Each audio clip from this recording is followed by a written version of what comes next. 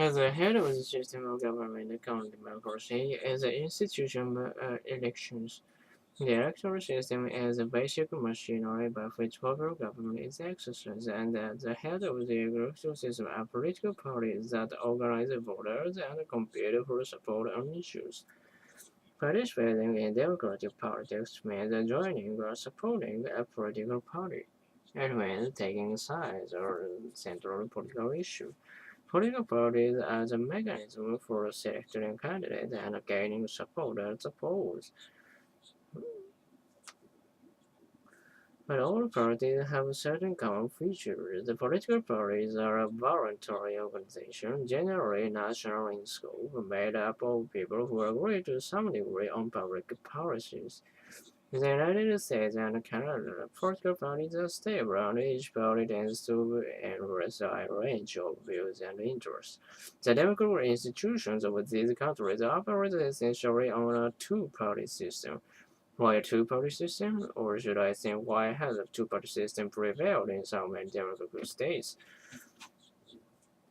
Is debates. There are still someone to debate with. One-party system means one team monopolizes powers and tax on itself. A one-party system can only be totalitarian, quite distinct from democracy. Yes, Sandra.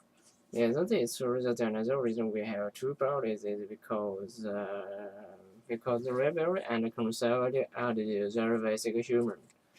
I mean, they are basic part of our nature. In fact, almost everything that we think or do seems to come down to there being two different ways of seeing the world. That's interesting. I don't we even have the same democracy system. There are generally two dominant parties, one for each side of the coin. In the United States, it's the Democrats and the Republicans. In Canada, it's the liberals and the conservatives. In both countries, the two parties are balanced enough so the minority party can become the majority by gaining an additional small share of the vote. The two parties have lasted so long because they helped each other to adjust to changes in events and public opinion. But in addition to two major parties, there are also several smaller parties on the margins of political power. There are also political fractions that sometimes compete at elections. Parties are closely associated with the various pressure groups, interest groups, lobbies, occupational organizations, and other groups that want to influence the decisions of the states. The purpose of each major party is to capture the legislative and the executive organs of the states in order to get the party's policies accepted. The aim of party is to win elections. However, winning an election is the same thing as capturing the power of the states. What really happens is the states capture the winning party. Why is this? Well, for one thing, this experiment tends to soften the contours of political debate. Government is a responsible business, while politics is a game with the team competing for victory. Excuse me, Doctor, but isn't it?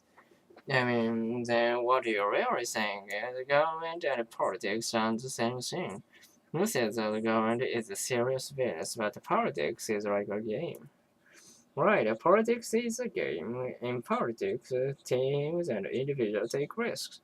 There are winners and losers. The competition is the essence of politics, but with government, collaboration and compromise are necessary because the job has got to get done. So, why do you need political parties?